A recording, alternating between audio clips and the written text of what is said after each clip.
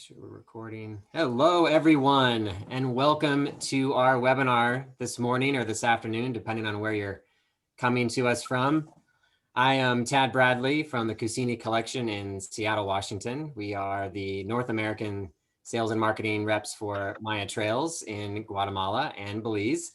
And I am joined today by Jimmy Rogers, the founder and director of Maya Trails, live from Guatemala City, despite what his background looks like.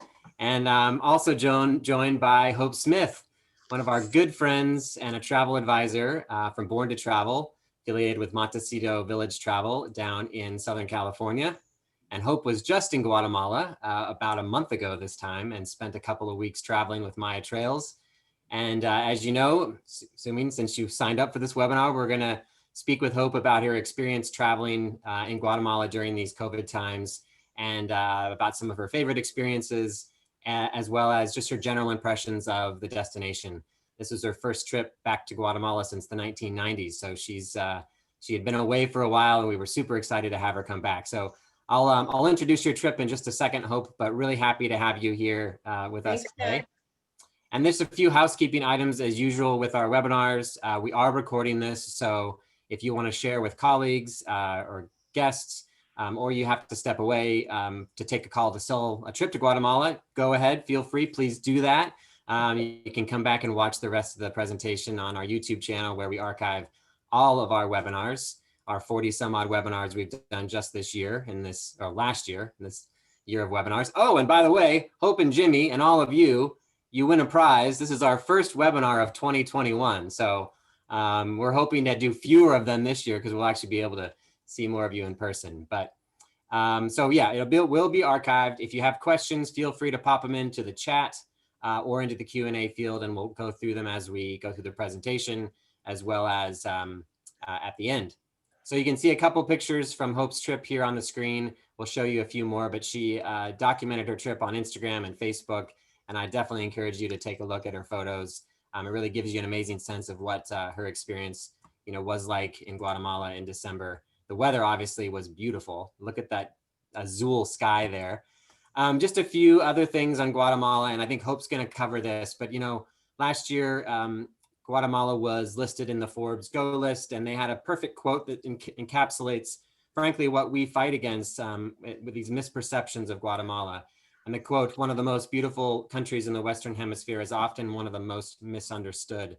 There's a great article around that theme that I will send out as a follow-up for you to read, as well as sharing with your guests. But Hope can talk a little bit about that. And of course, Guatemala is the place to really dive deep into the Mayan culture, both today, the living Maya, especially up in the highlands, as well as going back in time to the Peten region to explore what was the peak of the Mayan civilization and those amazing ruins like Tikal and Yaksha and others. Getting there is actually very easy in normal times, getting a little bit easier in these COVID times. Lots of direct flights from various gateways throughout North America. The longest flight is a 5-hour direct flight from New York. Other flights from Houston, from Miami, Dallas, you're talking 2.5 to 3 hours. So very short flights. LA is a 4-hour flight when they have those direct flights going. So Guatemala is really easy to get to, and like I said, generally there's plenty of direct flights on a daily basis. And Jimmy and his team can always update you and your guests on where those where the flight schedules currently stand as we hopefully come out of this COVID mess that we've had for the past almost a year now. So we're going to dive into Hope's experience, and just to give you a little bit of an overview of what she did and where she went. She got to spend 2 weeks in Guatemala, and this was an amazing fam trip, solo female traveler. We'll come back to that theme as well. And really Hope, she didn't just go to the big, box checking places like Antigua, Tikal, and Atitlan, all of which are amazing, of course. She also went really far off the beaten path, which we love about Hope being such an intrepid traveler. So she started off in Guatemala City, as everyone does, flying into the city, and then spent a couple of days in Antigua at a beautiful boutique hotel, Posada del Angel. Then off to Lake Atitlan, my favorite place in Guatemala, I will admit. And she got to stay at Casa Palopo, the only Relais Chateau property in the country, and an absolute gem boutique hotel.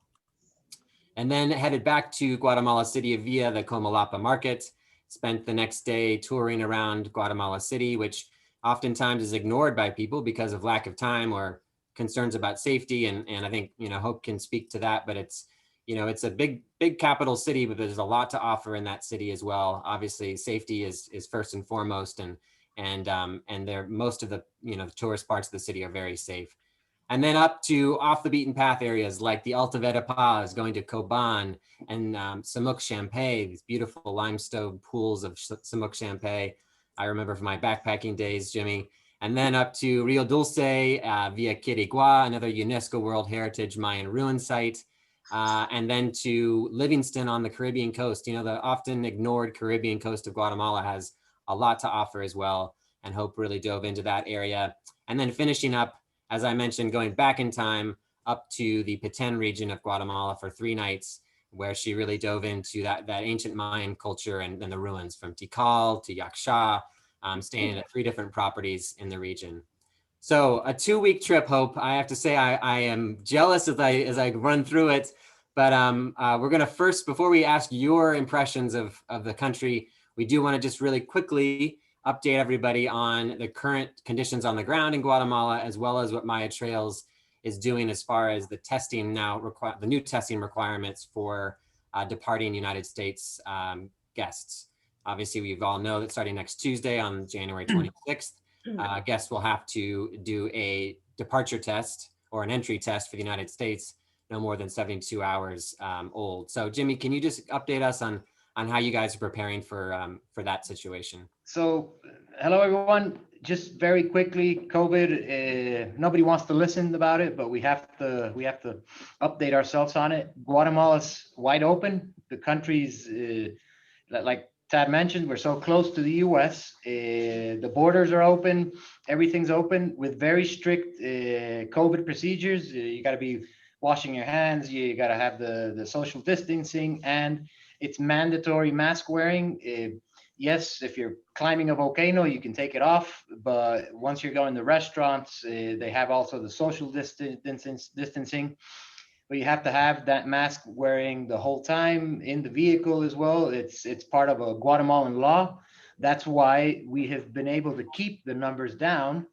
Everybody kept saying that there was going to be a peak and a spike in the numbers after the holidays, but that's totally untrue. Guatemala has been pretty much handling very well their numbers. It actually, I was reading up a document that Tad sent us that we should be starting to even get down lower by end of February.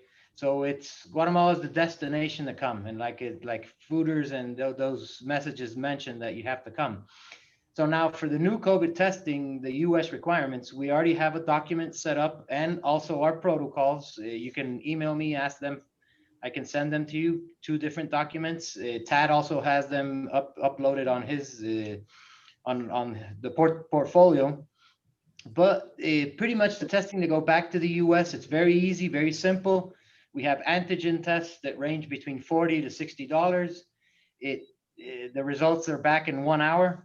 PCR tests range between $70 to $90. Those you'll get from 6 to 8 hours back. It's not even 24 hours. We get those all done in Guatemala City mainly. We have Antigua, we have Xela, Quetzaltenango, and up in Tikal. And also for Antigua and in the city, we can do hotel calls for cost more. The doctors can go to the hotel, do the test at the hotel. So it's very simple to come into Guatemala. You do also need a COVID test to come into Guatemala. It's 96 hours before your departure, but it's very plain and simple. It can be done for coming in, coming back. So this is an eye opener to get Guatemala on the map and for everyone to get going. So thanks a lot. Appreciate this, Tad, and Hope. It was an amazing time having you here, and especially for you to let everyone know how it went. Thanks, Jimmy. Thanks, Jimmy. And so yeah, Hope, let's tell us how it went. I guess the first question for you is just what was your overall impression of Guatemala as a luxury travel destination. As I mentioned, you had last been there in the 1990s, so things probably changed a little bit.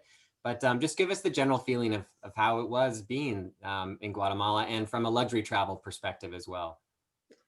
Well, first of all, thank you, Tad and Jimmy, for allowing me to be on this Zoom and talk to about Guatemala. You know, we always talk about relationships with people, and Ted and I go back for a couple of years. And Jimmy, I had a long connection because I was in Guatemala in the 1990s.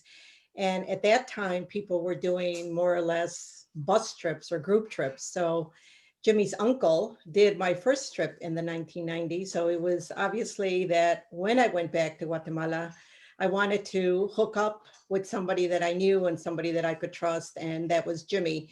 I have seen Jimmy in a lot of the meetings that we have had, such as emotions and remote. So it was a great connection to be connected with him so he could do my trip. As I said, I was here in the 1990s, so I thought it was time to go back. I think as a luxury travel advisor, the most important thing is to be connected with somebody that you have a relationship with. So if anything does happen, they're going to be there to save you, to do whatever they have to do to get you in or out of a situation. And Jimmy was there 24/7. You know, we were always on WhatsApp. He was asking me how it's going. Did you get there? And that in itself makes you feel important, and it makes you aware that they care about your safety. Safety. I think people might have a misconception that Guatemala is not safe. And that's one of the things that I really have to stress about my trip, especially as a female traveling on my own. Granted, I had a driver, I had a guide, so I always was with someone. But, you know, it's just an incredible, safe, friendly country. I never felt that anywhere that I was going, that I was intimidated or that I had to be afraid or that I had to take my purse or my backpack and I had to be careful. I never felt that about being in Guatemala. Well, Hope, that's you know, one of the misperceptions that we talked about, or I just talked about, and I think as you just very um, aptly illustrated, that as a single female traveler, you felt safe and secure throughout your time there, and we love hearing that, and that's my experience, having lived and guided in Guatemala years ago, and having taken my 1.5-year-old daughter at the time on her first international trip to Guatemala. I've always said to people, I wouldn't take my daughter into a place that I didn't think was safe.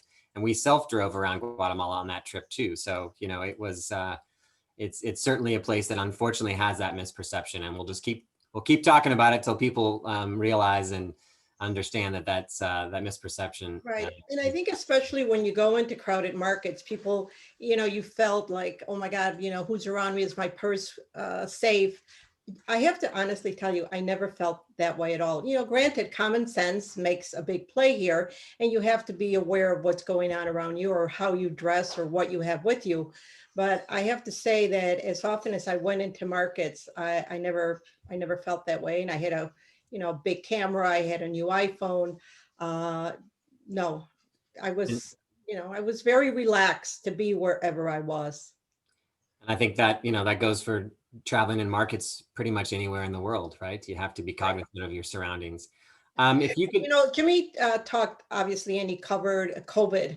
Um, I have to commend the people and the government of Guatemala because from the moment that I landed, temperatures were taken, you know, sanitizer. I've never, you know, I used to say to my guide, oh my God, I have so much gel in my hands. You know, your shoes were clean, you had gel everywhere, and you did have to wear your mask. And at first I was very hesitant about that, and I thought it was going to be uncomfortable. I think, but you know, like anything, it becomes part of your costume, part of what you wear, and it's on you and you forget about it. And as Jimmy said, yes, you do have to wear it in the vehicle. But you realize that not only are you doing it for the people of Guatemala, but you're doing it for yourself. And once, you know, the second or third day goes by, it becomes part of you and you go along with the flow. So, but every protocol, everywhere you went, even in the markets, they had little different stands where you can wash your hands or you had gel. So they're doing everything that they can to to have these protocols in place. And speaking to that, Hope, I've heard two different perceptions or feelings about travel in these times. One is that it's too hard to travel right now because the act of getting there, flying, is just such a challenge, and because of restrictions, it's just not the same places. On the flip side, you hear people say, no, it's the best time to travel with precautions and respect for the local communities as well, because you can have a lot of these places to yourself and really see Guatemala or other destinations in a new light, as well as it's important for us in the travel industry to really walk the talk and to support our partners on the ground. How did you feel being in Guatemala during these times, and what made it special? What made it different? What made it better? What made it worse? I think it is important for a travel advisor to be able to get out there and travel. This was not my first trip of 2020. I had already traveled to Africa. I had been to Mexico. So I was familiar with what was going to happen in regards to protocol. So I was not so scared because, again, I had already been traveling. I chose Guatemala because I really thought that it wasn't going to be crowded. And I think this is the main key point about traveling during this time, that you are going to have these destinations almost to yourself. And that in itself, we talk about luxury in our business, but to me, that is the luxury that you're there on your own. You have conversations with people. It's this slow travel, and you're able to involve yourself in the destination. So I think that's very important, whether it's Africa, Mexico, or whatever. But Guatemala being such a Mayan culture, I felt that I was really able to involve myself with the people there because I had the time. And I can honestly tell you, Ted, there was no tourists. I mean, there was local tourists from Guatemala City. There was people from San Salvador, from Honduras, from Mexico City. But I think at most of the places that I went, I was the only gringa, although I do speak fluent Spanish, but I was the only American there. And I think that that's what we have to talk to our clients about, how special it is to be there during these times. I love that, Hope. The luxury of these type of experiences right now, beyond just thinking about luxury travel as far as thread count and size of your villa. I think that's such a way to look at it. Well, speaking of that, can you give us your 3 favorite experiences or top highlights from your time in Guatemala? Well, as I said earlier, I had been to Guatemala before. So obviously, the key is always Tikal, Lake Atitlan, and of course, Chichicastenango, the market that takes place either on Thursdays or Sundays. So those are the 3 key destinations that people think about Guatemala.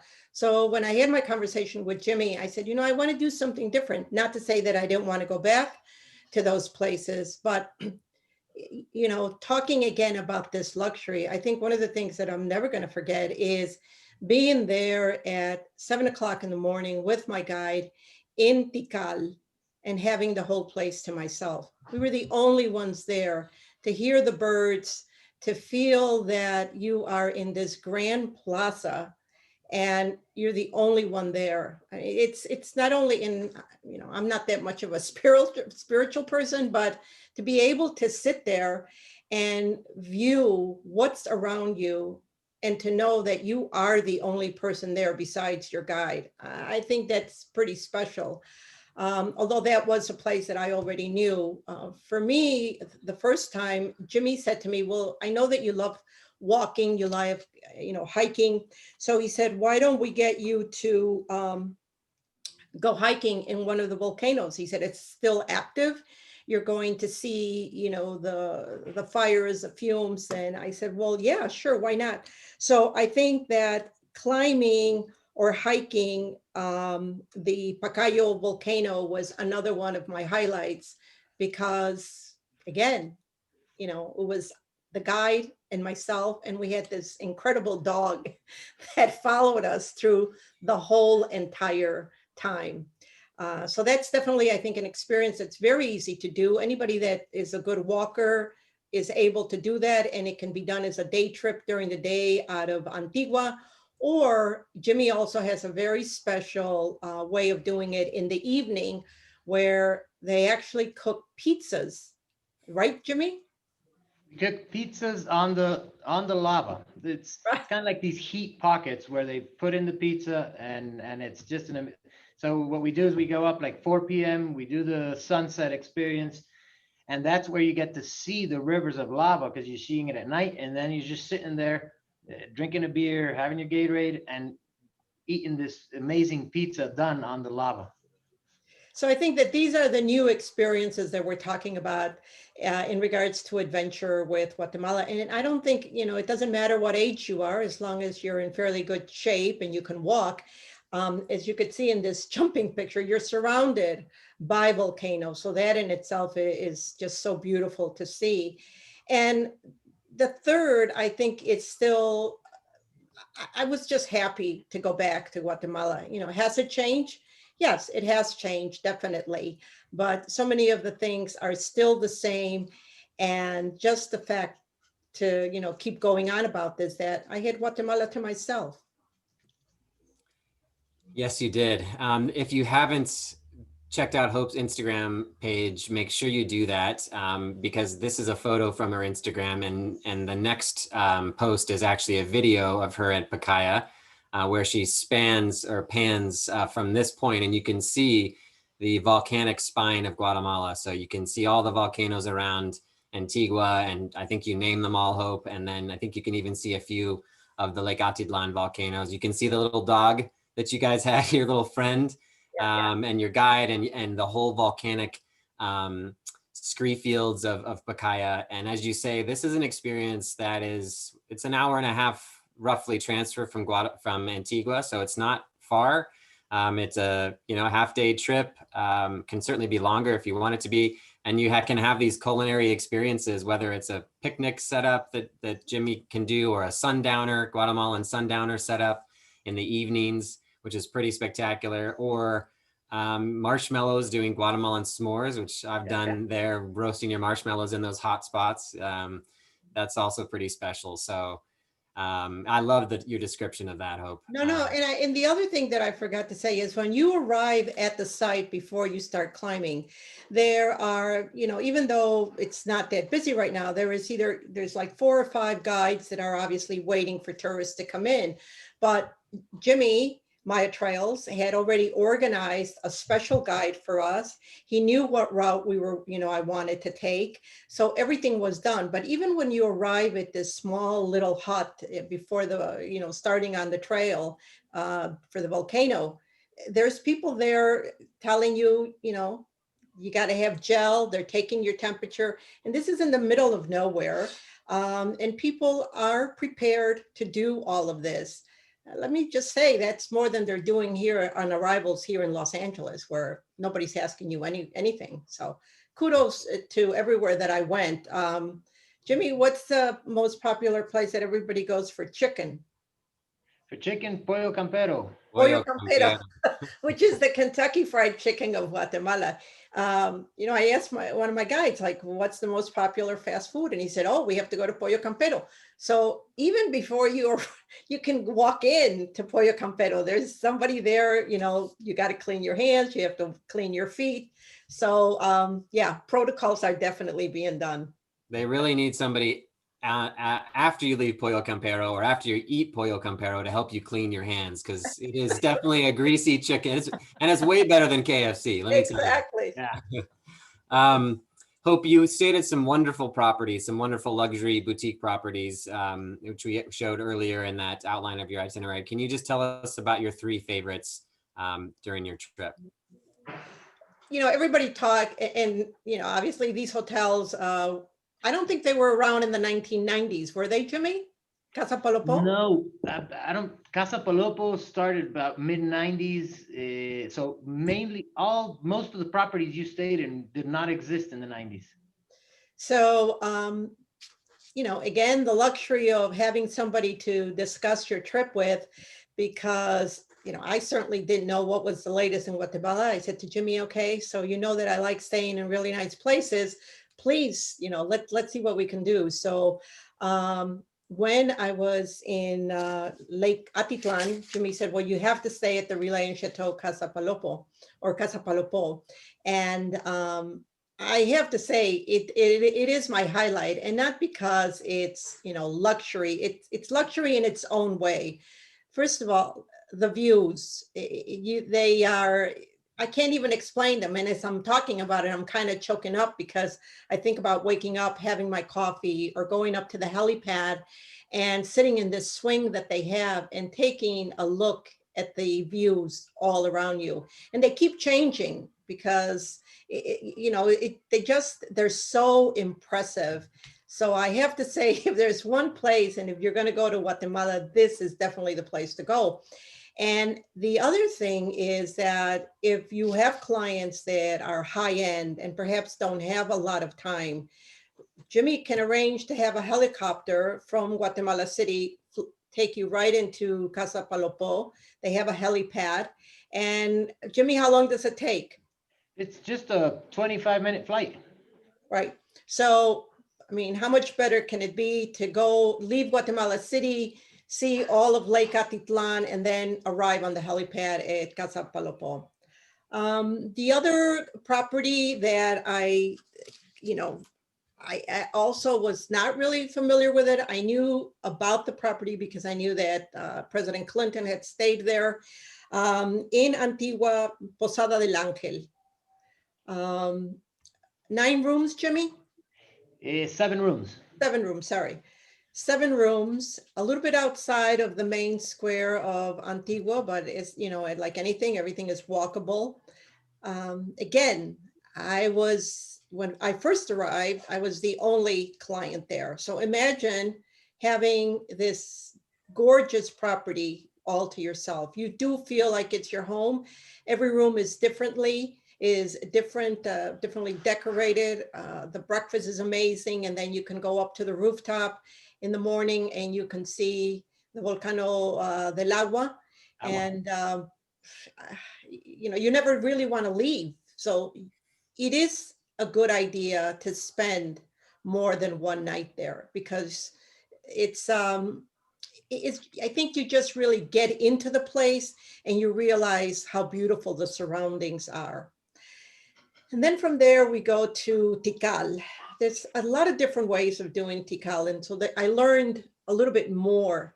Some people, obviously, when they go to Guatemala, they only see Tikal as a day trip. And I think that in some ways, oh my God, go back to the tortillas. I love this picture, or these pictures. So, talk a little bit about food. Granted, for people that do not know, I'm Mexican. I was born in Mexico. So every time we would drive on the road or through a little town, I would say to Carlos, who was one of my guides and driver, okay, if you see the ladies making the tortillas, we have to stop. So, here we are always looking for the ladies making the tortillas. And now you have to remember these tortillas are only made during a certain time of the day. So we would get out of the truck, we would park, and we would make sure that we would get these tortillas hot off the grill. And we like them to be really puffy. And sometimes they would be filled with beans inside. I don't know. I think they would cost like 1 quetzal. And we would laugh and these people would ask, well, where are you from? And what are you doing? And again, this is about touching with the culture, talking to them. Yes, granted, it helps if you speak Spanish, but I think even if you didn't speak Spanish or just knew a few words, just the laughter, they get a kick out of you eating the tortillas. This was a very big part of traveling every day and seeing the different villages. And definitely the ladies making their tortillas was a big hit with me. They also get a really big hit out of gringos trying to make Guatemalan tortillas. I can speak very personally about that because most gringos have no idea how to properly make a tortilla. No. They come out pretty lumpy, put it that way. But going back to that machine. Yeah, exactly. But even there, let's talk about protocols. You could see They all have their face masks on, and they always had these huge bottles of gel to wash their hands. But even in the markets, everybody had their masks on. So I never felt that, unsafe. Yeah. But, to go back about Tikal and Yeah. the experiences that you can have, I think ideally, unless you really feel that you have to stay right on site, the only hotel that is right on the park property, inside of the park property, is Jungle Lodge. And I did stay there. And I'm going to be very transparent. I think the negative for some people might be there is no Wi-Fi in the rooms, only in the lounge area. The lights do go out either between 9 and 11, so you have no electricity. If you have older clients, they're getting up in the middle of the night, to go to the bathroom or whatever, they should have a flashlight, or maybe some clients would be inconvenienced by that. So that was my negative, that it may not work for everybody. So this is where I think a hotel like Las Lagunas or La Lancha, which are approximately an hour away from the site, you can get up very early. And by the time they're open, you're there. You can spend the entire time there. There are small restaurants where you can get a meal at lunchtime. And then you can go back and stay at La Lancha or Las Lagunas, which are definitely, in my opinion, more upscale than Jungle Lodge. But Tikal definitely deserves a full day. There's just so many different buildings and so many different views. And again, this is the beauty of going with a guide. The guide that I was with had over 20 years experience of being just in Tikal. So he knew every angle of where to take a picture, where to sit, where there wasn't going to be any crowds. And he had great stories and, telling me everything about how he has seen Tikal changed. But yes, Tikal definitely deserves a lot of time there. In an entire day, you must give it. So you have to go there. And for those of you that have clients that are really interested in going even deeper into the Mayan archaeological world and history, Maya Trails can also bring on an archaeologist, an actual, archaeologist who can serve as a specialist guide in addition to your local guide. So we've worked for years with Francisco Estrada Belli, who's one of the most prominent, foremost Mayan archaeologists today. He's working on the Homul project right now. He's a Nat Geo explorer as well. And we were lucky, I don't know, Jimmy, now 6, 7 years ago on a fam trip to have Francisco join us and give us a tour around Tikal. And what was really special about that, beyond the fact that, you're seeing Tikal through the eyes of an archaeologist, was that he told us a story sitting basically where you were, Hope, there in that picture, about visiting Tikal in the 60s or 70s when he was 7 years old with his father, flying into the site, because back then there was no airport in Flores, and sitting in that very spot at 7 years old, looking out at Temple 3, I think, and knowing at that point that he wanted to be an archaeologist. And here we were then 40 some odd years later, sitting in the same spot, and he was living his dream from being 7 years old. It was a pretty special kind of, gave you chills moment. But that's obviously, comes at an additional cost, but there is a value in that for your guests that have the budget and the real interest in Mayan archaeology to go even deeper. Right. And then also to go to places, to actual digs like Homul or El Mirador, those can be arranged as well. Right. I did want to go to El Mirador, but unfortunately during the time that I was there, it was not open. Now, Jimmy will arrange helicopter rides, obviously, to get to all of these sites. If the client has the budget to do it, that's, amazing ways of seeing Guatemala and all of the archaeological sites that it has to offer.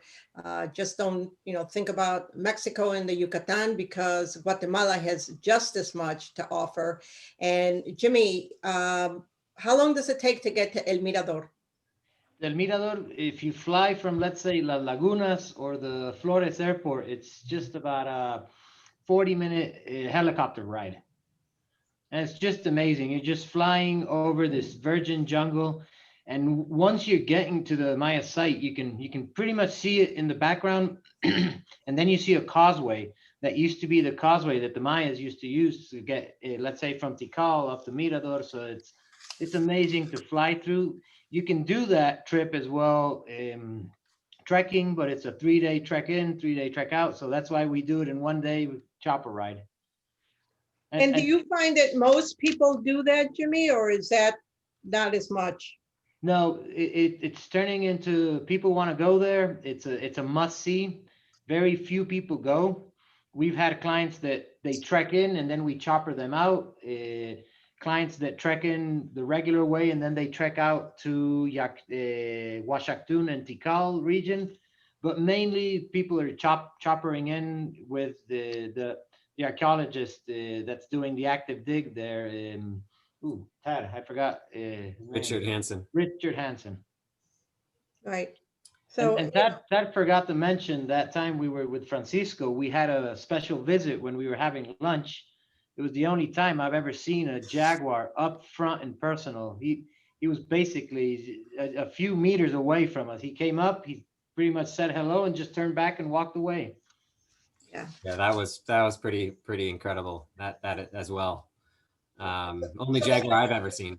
That's another side of Guatemala that I think sometimes people forget, that there is so much archaeology there that if the right client has those interests and, getting them there by helicopters, that's something that Maya Trails can arrange for your clients.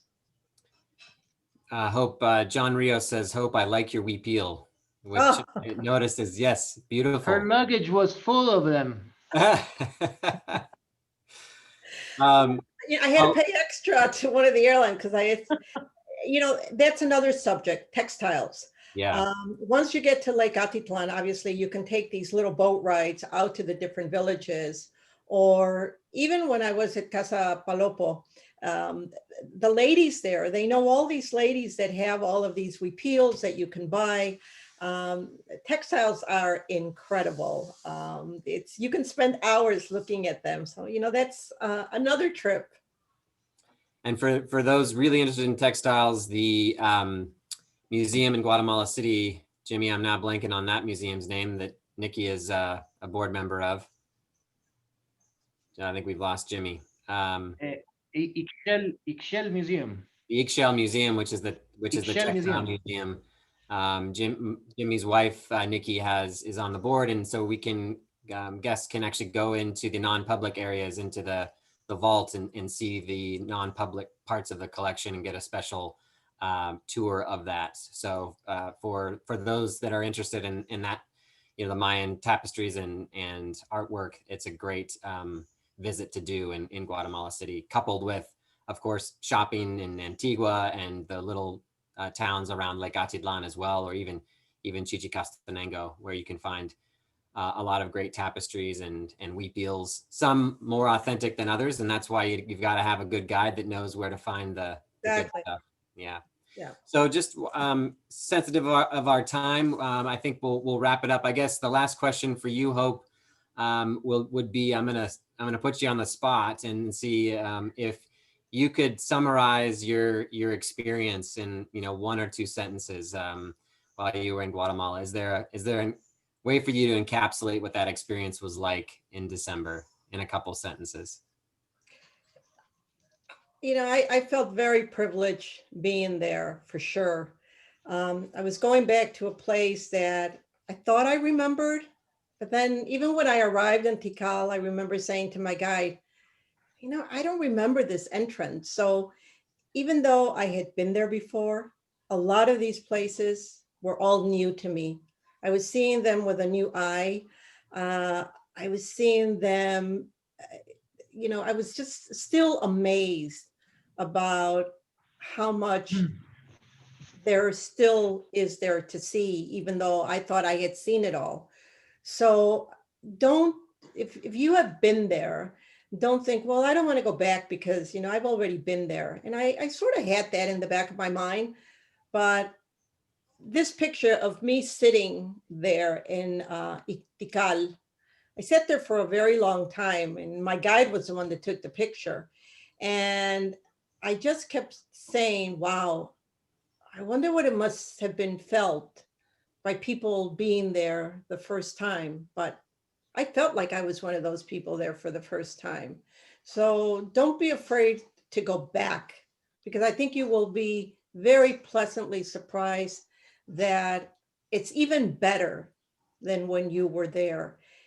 So that's all I can remember. And everywhere I went, I did sit for a long time. And this is when we talk about this slow travel. Yeah. Even the bottom picture at the right, when I was sitting at Casa Palopo, looking at the volcanoes, looking at the lake, you have to take it all in. And hopefully what we will have learned from all of this pent up desire to travel is that we take the time to breathe, to sit, and just enjoy our surroundings. The picture of the arch in Antigua, where you can see Volcano del Agua. I mean, I had to get up early in the morning to get that picture. And you could see there's no cars there being parked. There's no people. So take the time to do that. And I think that you will become a much better traveler. Love it, Hope. I just realized, Jimmy, that you've had some questions here in the chat, and we've both been responding. I know. Not to the actual person, but to the panelist. We basically have been in our own loop here among the three of us. So maybe we could just field these questions real quickly. One here from Lee Moore. What is the typical length of a trip, as most clients do not want to travel for 2 weeks? Certainly a good question. So Jimmy, let you answer that. Basically, the typical length, I would have to say 8 to 9 days, 7 or 8 nights. That would be your typical kind of, so you can get Antigua, you can get Lake Atitlan, you get Tikal. So you stay 2 to 3 nights in each location, like Hope said. Lake Atitlan, you got to stay there at least 2 nights. Antigua, you got to stay there at least 2 nights. Tikal as well. And just to answer something quickly about Hope, when she mentions her summary of the whole trip, even if you go back to Tikal, it's going to be different. And Hope, I think in the 90s, she had never been to Yaksha. No, I forgot to mention that.